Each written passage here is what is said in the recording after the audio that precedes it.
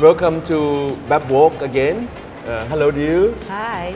So we're here at the Bangkok Art and Culture Center on the 8th floor where we'll be seeing a series of works related to COVID as well as immigration as well as social political comments on the present situation in Thailand and internationally. Okay, dude, now we're in front of the work by Lampu Kansanok, a Thai female artist who known for her oil paintings that depicts socio-political events, especially during the COVID as well as the political situation in Thailand. What do you think? Seeing this and also seeing what's over there, Yeah. I think the scale is really interesting. Yeah. The people seem really alive here, Yeah. and that they wanna kind of say something, and they're sort of yet trapped in this painting. So Yeah. I think it's really interesting how she depicts this sort of live Yeah. notion. But this feeling of claustrophobia, Yeah, you know, I this can really entrapment feel that. and But if she's speaking a lot about COVID, politics today, and then we've got Trump over that, it means that she must work really fast. yeah. And she says that isolation during COVID actually allows her to Right. have these long periods of concentration where she could, work non-stop. And when she delivered the painting here, the paint's still wet.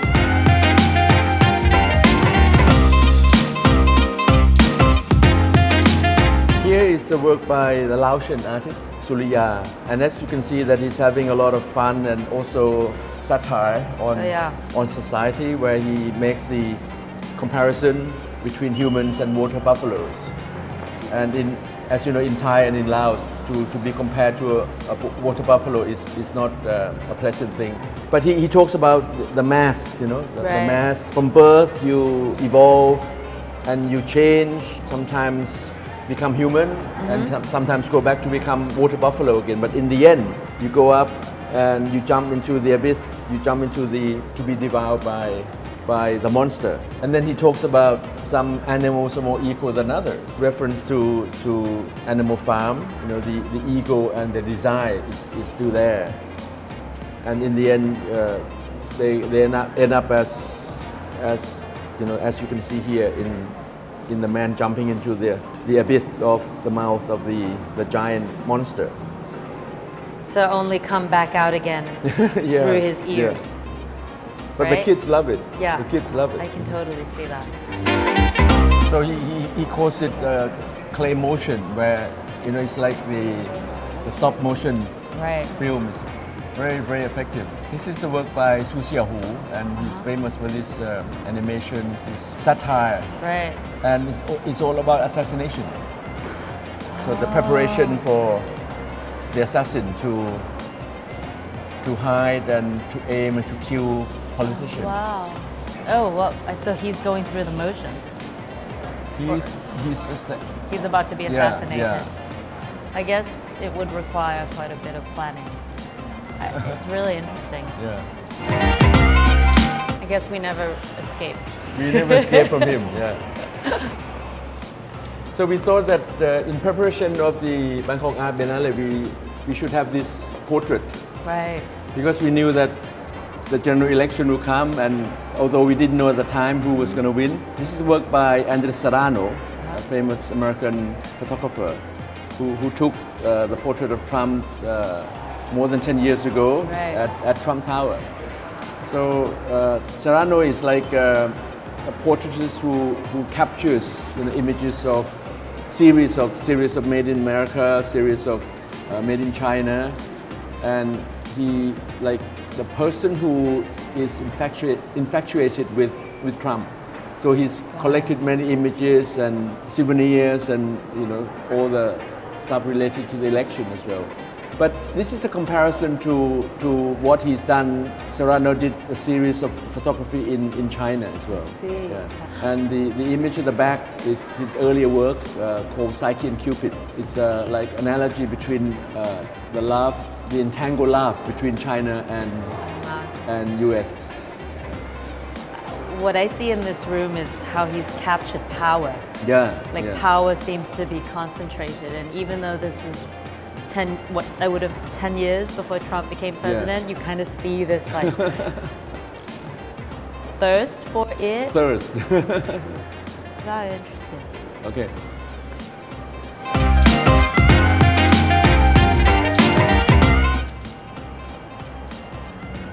Waiting for it to load. Oh, here we go. Yeah. Is this the film that's inside? Yeah. So the film เป็นเอกรัตนเรือง made for Bangkok Art Biennale is called Two Little Soldiers, and it's about two young soldiers stranded in the camp while the others have been sent to Bangkok because there's a riot. So they get bored and they get involved with the local girl. But what's fascinating is that Ben Ek, let us go through the film with him, but in silence. So you only hear subtitles. Yeah, that's what I'm looking at right here. But you can actually, the QR code in here, you can see images of him like in preparation of his actors and actresses. Oh yes, of course, they're with their scripts. Yeah. So it's like in reverse. It's very clever. So this is like the behind the scenes. Yeah, behind the scene. But inside, inside it's so popular. So many viewers come to just see his creation. Did this function as preparation for the film for him, like this project for another film? Yeah. It's a long film that but this is the preparation. Oh, I see. So he actually uses this project as a trial and preparation for the long film. I wasn't aware that he also drew and made prints. Yeah. So he's become, and this is the first time, in fact, he's using this prints, etchings. Right. Because he said during COVID he has a lot of time and he could not plan his filming, so he tries his hands on printmaking, which I think fascinating the way he displays them. Yeah. So we have soldiers, now we have tanks. Right. It's work by Wasin Buri, and he's an artist who's known for his installations, his porcelains, his ceramics. So for the project of Bangkok Art Biennale, he interprets escape routes in terms of values, and he compares, to the values of the highly prized porcelain during the 18th century in Europe, where porcelains from China were actually exchanged with troops and regiments. Right. Yeah. So in this way, he uses the tanks, German tanks, as a symbol of highly crafted porcelain, and compares that in the end, the tanks become like junk and debris, but the porcelains actually remain, and the price and values rises.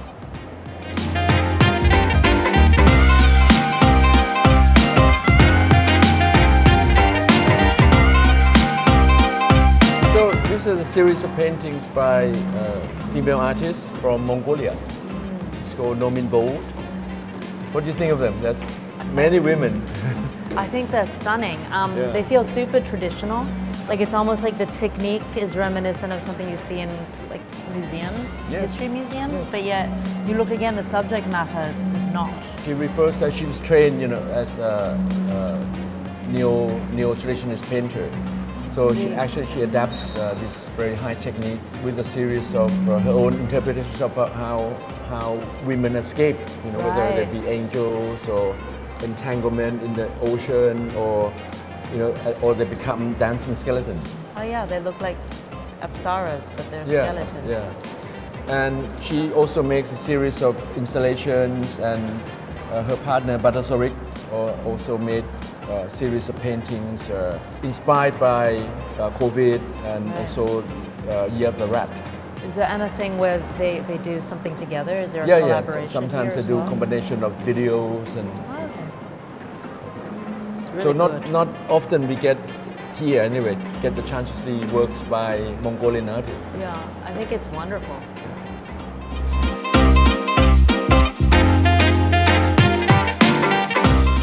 And this is her partner. Yeah, Batasorik. And you can see that he uses the Year of the Rat or Mickey Mouse as a kind of commentary. Oh, you sort of see a battle there. Yeah. but it refers to traditional Mongolian painting. Right. Oh, is this the same sort of school as what his partner? Yeah. I see surveillance in a lot of the works. Surveillance. Surveillance seems to come up a fair bit. Wow. The detail. Yeah, but I think they can be compared with Thai paintings. Yeah. Also. Many Thai artists, they like the crafts and the very fine lines, depiction. But the way he's kind of seamlessly incorporated kind of symbols from the West, capitalism even, I think is very and these can be like the four apocalypse writing.